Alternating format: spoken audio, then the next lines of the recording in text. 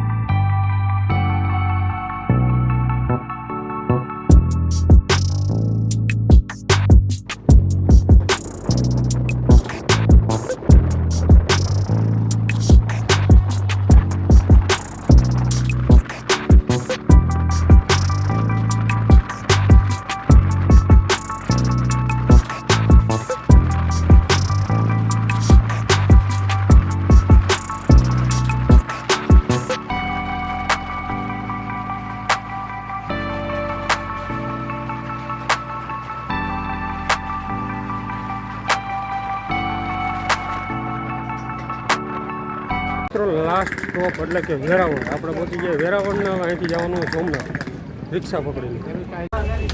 તો ગાઈઝ આપણે હવે આ વખતે સિટી બસમાં બેઠને આપણે રિક્ષા નથી કરી. અને હું તો એમ કહું છું કે રિક્ષા કરતાં સિટી બસમાં બેસજો, કારણ કે રિક્ષામાં 20 રૂપિયા ભાડું લાગશે અને આમાં ખાલી 15. પહેલી વાર વધારે લે છે ને, આ કાકા એમ કહે છે 40 રૂપિયા 40 રૂપિયા લે છે. મિત્રો બેસ્ટમાં બેસ્ટ હોય ને તો સિટી બસમાં બેસવાનું, 15 રૂપિયામાં તમને ઠેઠ મંદિરે ઉતારે. ફાઇનલી ગાઈઝ આપણે હવે આવી ગયા સોમનાથ મંદિરે, અને હું પહેલાં એના દર્શન કરતો હોઉં ને પછી તમને મળું, કારણ કે ત્યાં તો વિડીયો શૂટિંગ અલાઉડ નહીં. હું તમને દેખાડ દઉં. જો પહેલાં અહીંથી આ છે સોમનાથ દાદાનું, આપણા મહાદેવનું મંદિર. તો પહેલાં હું એના દર્શન કરતો હોઉં. ચાલો.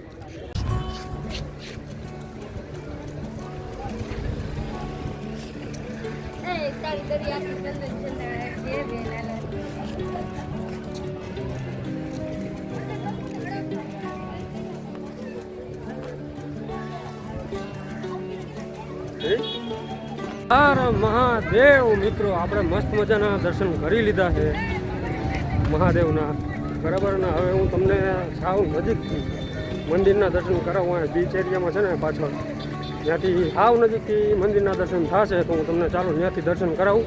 અત્યારે આપણે પહેલાં જઈએ છીએ સમુદ્ર દર્શન પથ પર. જો આ બાજુ છે, આ છે સમુદ્ર દર્શન પથ.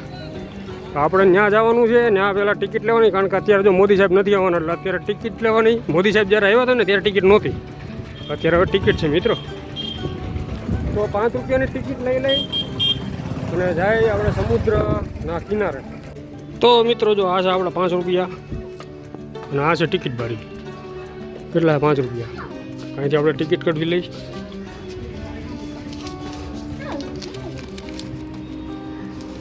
સો ગાઈસ આવી ગઈ છે ટિકિટ. અહીંથી બહાર નીકળવાનું છે પાછું. તો જો મિત્રો, તમારે મહાદેવના મંદિરના સાવ નજીકથી દર્શન કરવા હોય તો કેવી રીતે આવવાનું?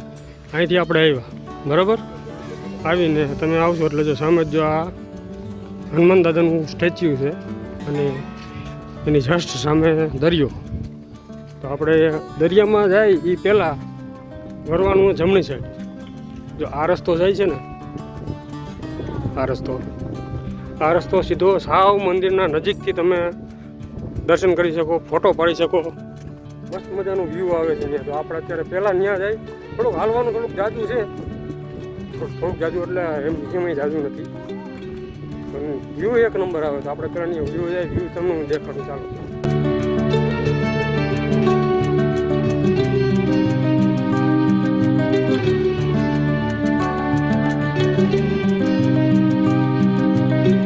હવે આપણે આવી ગયા છીએ એ જગ્યાએ જેનો તમને અને મને હું થઈ તો આતુરતાપૂર્વક આપણે રાહ જોતા હતા બરાબર.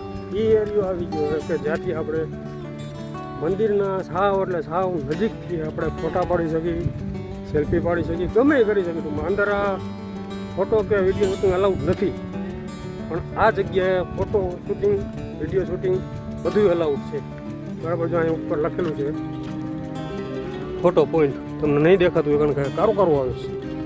અને મિત્રો જોઈ શકો છો તમે મંદિર સાવ નજીકથી મોટા મોટા અક્ષરે જય સોમનાથ લખેલું છે બરાબર.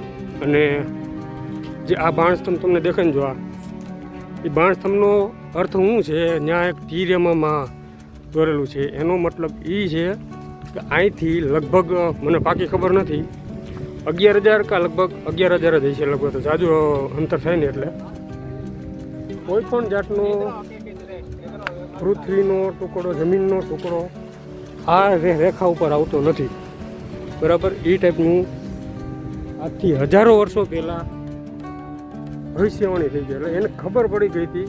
કેવી રીતે ખબર પડી? આજનું વૈજ્ઞાનિક ક્યાંય કોઈ પણ જાતનું કંઈ એ સમજી જ નથી શકી. એટલે એ આપણા સનાતન ધર્મનો પાવર છે મિત્રો. તો તમે પણ દર્શન કરી લેજો અને કોમેન્ટમાં લખી નાખજો જય સોમનાથ.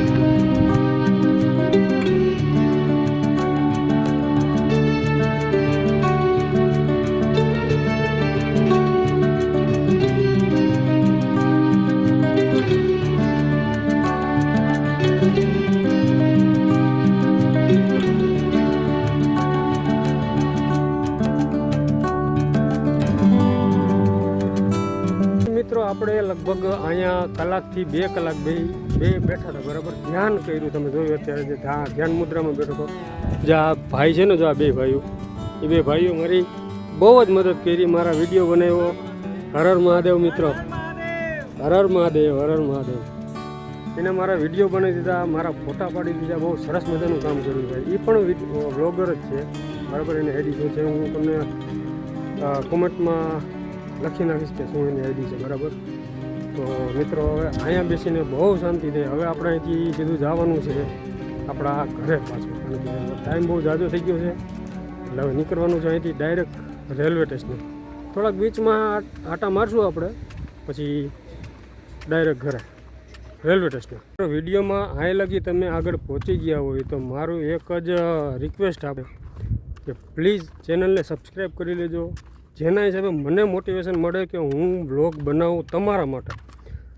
અલગ અલગ જગ્યાએ જાઉં તો એના વ્લોગ બનાવું, તમને બતાવું, મને એવો બહુ જ શોખ છે મિત્રો. એટલે હું તમને એટલી જ ખાલી રિક્વેસ્ટ કરીશ કે પ્લીઝ આ ચેનલને સબસ્ક્રાઈબ કરો, બને એટલી શેર કરો અને સારી એવી કોમેન્ટ કરો કે આના પછીનો હું વ્લોગ કયો બનાવું, બરાબર. કારણ કે હજી મારી શરૂઆત જ છે, બરાબર છે, વ્લોગ બનાવવાની. મને હજી બહુ ઝાઝી ખબર પડતી નથી, એટલા માટે હું તમારું શું કેવું છે એ મને કહો. મારામાં હું કાંઈ બોલવામાં કાંઈ ભૂલ થતી હોય તો મને કોમેન્ટ કરો કે આ રીતની તમારી ભાઈ ભૂલ થઈ છે, એને ઇમ્પ્રૂવ કરો. તો હું એને ઇમ્પ્રૂવ કરવાની પૂરેપૂરી કોશિશ કરીશ.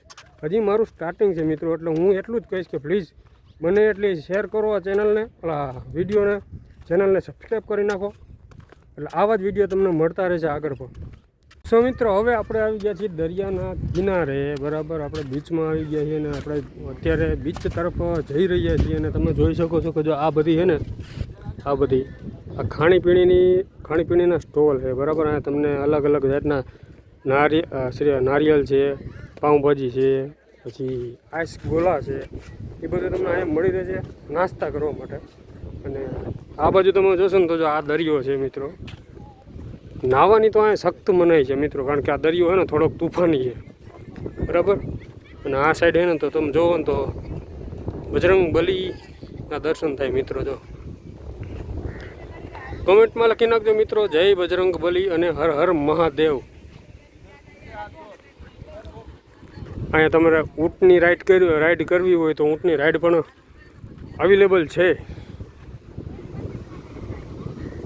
તો આ ટાઈપનો દરિયો છે મિત્રો સોમનાથનો.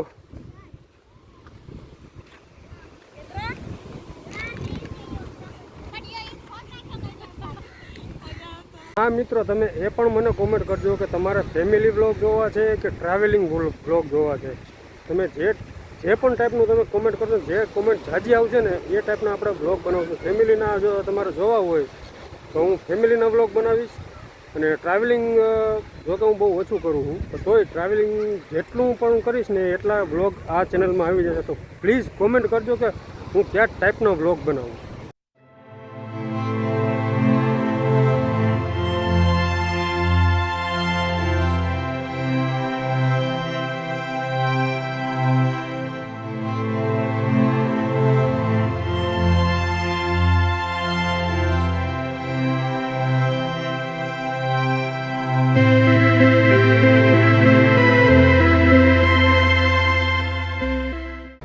તો મિત્રો, આપણે બહુ મસ્તીની સફર અહીંયા કરી, બરાબર.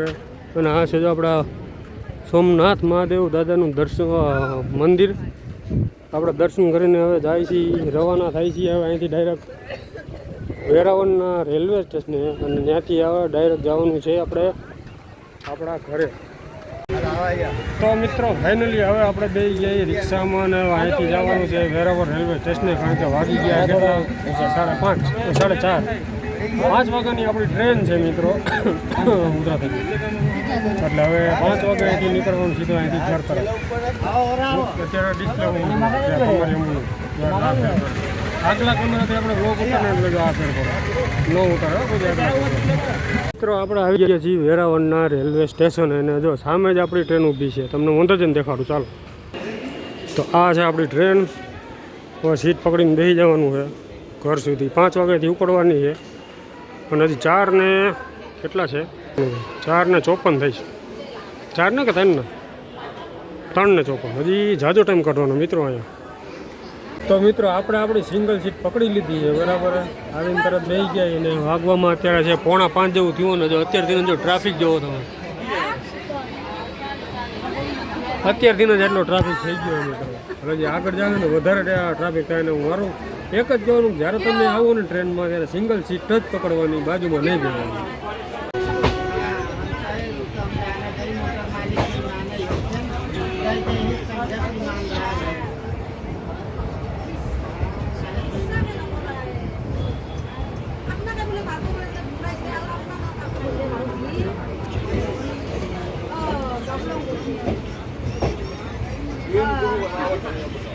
ફાઇનલી ગાઈસ, આપણે પહોંચી ગયા છીએ પાછા આપણા ડેસ્ટિની ઉપર, એટલે કે આપણા ઘરે, બરાબર. આપણે મસ્ત મજાના મહાદેવના દર્શન કરીને પહેલી વખત મેં તમને આ રીતે દર્શન કર્યા. મેં આજે સુધીમાં મારા યુટ્યુબ ચેનલમાં મેં 2 થી 3 વખત સોમનાથના વિડીયો બનાવ્યા છે, પણ આ રીતે મેં દર્શન પહેલી વખત મેં તમને કરાવ્યા. તો કેવો લાગ્યો વિડીયો જણાવજો.